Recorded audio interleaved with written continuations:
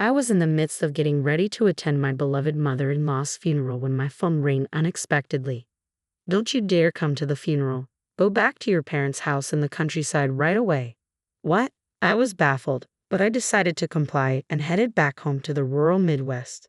Later, my husband revealed the reason for the abrupt command: the existence of his estranged and loathsome sister Jessica. "So, mom's dead, huh? How much of the inheritance do I get?" Jessica's audacity in trying to profit from her own mother's passing was beyond unforgivable. At that moment, I vowed to protect my mother-in-law's honor and stand up against Jessica. After a fierce confrontation, justice prevailed, and my sister-in-law found herself in a dark, cold cell. My name is Kristen, a typical housewife. I'm married to Charles, a company employee, and we lead a blissfully happy life together. I've heard that many women struggle with their relationships with their husbands' families after marriage, especially between a daughter-in-law and her mother-in-law, where there are often rumors of covert and brutal conflicts. I too had such a gloomy perception. However, fortunately, I've been able to lead a worry-free marital life in that regard. Yes, I had a great relationship with my husband's mother, Charlotte. For instance, "Kristen, what do you think of this cardigan? I knitted it thinking it might suit you." "For me? Thank you. It's adorable, and your knitting is really impressive." "I'm glad you like it. The wind is getting chilly, so be careful not to catch a cold." "Absolutely. Hey, if it's all right with you, could you teach me how to knit sometime?" It was just like that. Charlotte's smile was always filled with warmth and kindness. I owed her so much. She had even helped us financially at times. I loved my gentle mother-in-law and considered her like a second mother. But then, Kristen, Mom passed away in the hospital. I received the news of Charlotte's death just the other day. I was shocked by her passing, and for a while, I could hardly eat anything. But I guess that's reality, and I have to accept it. Come to think of it, Charlotte had been diagnosed with terminal cancer a few years ago and had been undergoing chemotherapy treatments ever since. It must have been a really tough fight. Whenever I visited her, Charlotte always greeted me with a smile. Surely she was doing her best not to worry us. I couldn't stand around just crying for her. I decided to send her off with a smile. With that in mind, I was getting ready to attend my mother-in-law's funeral, which was to be held at my husband's family home. Suddenly, my cell phone, sitting on the table, started ringing. Curiously, I checked my phone and saw my husband's family's number displayed on the screen. My husband had gone ahead to prepare for the ceremony. Maybe he'd forgotten something. I casually picked up the phone and put it to my ear. "However, Kristen, don't come to the funeral. Go back to your parents' house in the countryside right away." My husband's frantic voice echoed from the phone. "Wait, what? You want me to go back to my parents' house? Why are you in such a panic?" "Sorry, we had a bit of a problem at the venue. I'll explain everything once we meet up." Naturally, I was confused by my husband's words. What on earth was he talking about when he said problem? And I'd never seen him so flustered before. "All right, calm down. I'll do as you said and head to my parents' house. Take a cab. I'll be right there. Bye." With that, he hung up. Truth be told, my mind was filled with question marks. But if Charles said so, there must have been a good reason. So I changed my plans to go from my husband's family home to my parents' house under significant pressure. "Kristen, what's going on? Today's Charlotte's funeral, isn't it?" "Well, come in first. We'll talk inside." When I explained the situation, they were just as puzzled as I was a moment ago. However, without my husband's arrival, there was no way to elaborate. We nervously waited for my husband to arrive. About an hour later, my husband burst into the house. "Kristen, are you okay?" "I'm fine, but what happened to your hand?" I asked, noticing my husband's hand was wrapped in a bandage. He touched his injured hand, his expression painfully conflicted. Then he started to explain what had happened at his parents' house. "Actually, I have a sister, 3 years older than me, named Jessica. She was always a problem child, causing trouble for the family from a young age. She's had more run-ins with the police than I can count. Our mother, Charlotte, never gave up on her. She constantly apologized to everyone Jessica wronged and even took responsibility for the debts Jessica created. Mom, I'll definitely pay it back, okay? Please." Charlotte believed her daughter's words. But Jessica betrayed that promise and left home. Jessica was cut off from our family, and we had no contact with her until today. Then, on the day of our mother's funeral, Jessica showed up at our parents' house. After all this time, one might think she would have changed. But the first thing she said was, "So mom's dead, huh? How much of the inheritance do I get?" Of course, I was furious with her attitude. Was that really the first thing to say after her mother's death? I angrily told her she was disinherited a long time ago. To Charlotte, her daughter was no longer Jessica but you, Kristen. What? Kristen, who's that woman? It's ridiculous if she can inherit and the real daughter can't. Jessica's face turned red with rage upon hearing the truth. She snatched my husband's phone and stormed out of the house, hurling hostile words at us. Apparently, the injury to my husband's hand was from her biting him during the altercation. I remotely locked the phone immediately, but it seemed she might have discovered our house location and my identity from the contact list and photos. Oh my, I can't believe my ears. I was speechless after hearing my husband's story. I was shocked to learn for the first time that Charlotte had a daughter and even more stunned that she was such a terrible person. I'm sorry for hiding this about my sister. It's a family issue, but now. My husband apologized with a pained expression. We were trying to figure out how to deal with the situation, attempting to cheer up my distressed husband. Well, we should probably stay away from our city home for a while, just in case, he suggested.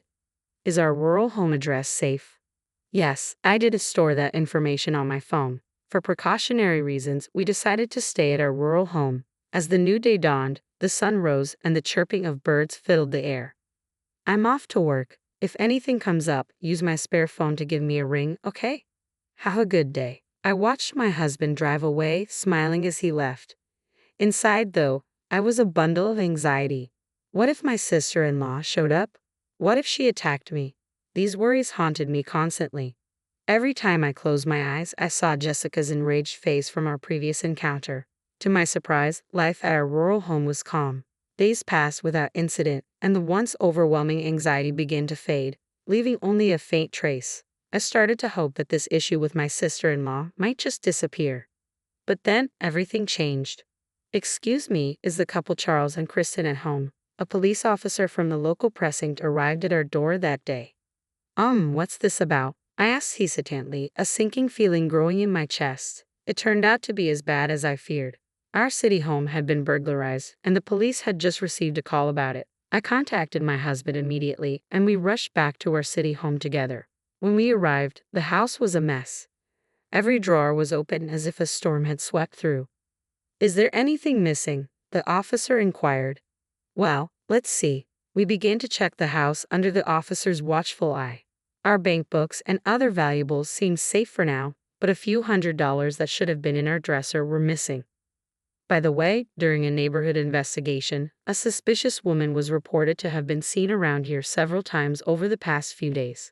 Witnesses said she was shouting in front of our house, yelling things like, "Come up and pay me back, Charles." Could that be? I'm pretty sure, I'd bet 90% sure, that it's Jessica, my husband said, nodding in agreement. We explained the situation to the police, the disrupted funeral, the stolen smartphone, and my husband's injured hand. The police responded efficiently, likely because we had already reported the smartphone incident. Afterward, we had to provide a more detailed account at the police station and didn't return to our rural home until it started to get dark. The burglar was apprehended soon after. As we suspected, the culprit was Jessica, my sister-in-law. The police informed us that she had audaciously checked into a hotel near the crime scene after the burglary. She was taken into custody while she was casually receiving a massage from room service, and of course, she had paid for all of it with the money she had stolen from our house. Even though Jessica admitted to the crime, she stubbornly denied the burglary itself. The situation was complicated. When family was involved, things weren't always straightforward. We were summoned back to the police station where the officer in charge led us into a room. There, sitting sulkily in a chair, was Jessica, a brunette with an air of defiance. Without warning, she blurted out indignantly, "Charles, how could you do this to your own family? It's unbelievable." Jessica showed no remorse and seemed to believe she had done nothing wrong. Her attitude was probably the same during her police interrogation. She claimed that she hadn't entered the house with the intention to steal. Instead, she said she came to discuss inheritance matters. Since we were never home, she felt forced to break the window to get inside. According to her, the money she stole was only needed to cover her stay in a nearby hotel. In her twisted logic, it was all our fault. Her short-sighted and selfish mindset was staggering. The thought of such a dangerous person holding a grudge against me made me shudder. If I had encountered her alone, who knows what might have happened. Meanwhile, Charles and Jessica were locked in a heated argument. You've got some nerve showing up after all these years and pretending to be part of the family. Give me back my phone, Charles demanded. Fine, fine, I'll return it. You locked it immediately, so I couldn't even use it properly, just like you, huh? And besides, family is family, isn't it? Jessica retorted. Mom and I cut ties with you a long time ago. That means you have no claim to her inheritance. Oh, really? Leaving all her money to a stranger's daughter instead of her own? Was the old hag out of her mind or what? Please stop saying such disgraceful things, I shouted, unable to contain my anger. Jessica's disrespect towards Charlotte was unbearable. Jessica glared at me, clearly annoyed. You're that Kristen woman, right? The one who took the inheritance that was supposed to be mine. No, I didn't steal anything. What are you talking about? Jessica's intense stare was unnerving, and I found myself at a loss for words. Her gaze seemed to pierce right through me, and she began to laugh as if she had just won a victory. At that moment, the police officer sitting with us cleared his throat and intervened. Let's all calm down. It seems there's a lot going on here, so why don't you have a family discussion first? He must have perceived it as a family matter from our exchange. We can address the charges and other issues later, he said, trying to bring the situation under control. Later, we convened a formal discussion at our in-laws' home. In the carpeted living room, Charlotte's relatives were gathered around a large table. The atmosphere was thick with tension, and Jessica was the first to speak. If you give me my share of the inheritance, I'll overlook all the past offenses. You should be grateful for my generosity. Jessica's arrogance was as evident as ever. It was no surprise. After all, someone who hadn't changed in over a decade wasn't likely to change in just a few days. She repeatedly demanded, "Give me the inheritance. Drop the charges." Naturally, we had no intention of giving in to her demands. We've made it clear, you're disinherited, so you're not entitled to any of Mom's inheritance. Then why don't you just give me some money after you receive it? That absurd suggestion isn't going to happen, my husband said, his frustration evident. I tried to calm him and then turned to Jessica, striving to stay composed. Jessica, did you read the entire will? There was a section about you too. I'm only interested in the inheritance part. The rest is probably just her grievances against me. No, Charlotte was genuinely concerned about you. She had deep regrets. Well then, if she felt that way, she should have given me the inheritance anyway. Jessica scoffed, clearly annoyed. My anger was boiling over, but I also felt a profound sadness. Jessica viewed her mother, Charlotte, as nothing more than a means to an end. Charlotte didn't leave you any money because she knew it would change you, I said, not waiting for her reply. I can't let someone as despicable as you have even a cent of Charlotte's money. Are you kidding me? You've got some nerve, especially since you're not even blood related. I don't want to hear that from someone who has completely disregarded their own blood ties. Jessica hesitated, her eyes narrowing into a menacing glare, but this time I held my ground and refused to look away. There's nothing more to discuss. Please leave now, I said firmly, maintaining eye contact with the intimidating Jessica. In a fit of rage or perhaps fear, Jessica lunged across the table at me, but my husband and other family members quickly restrained her. Within 10 minutes, the police arrived and escorted her out of the house.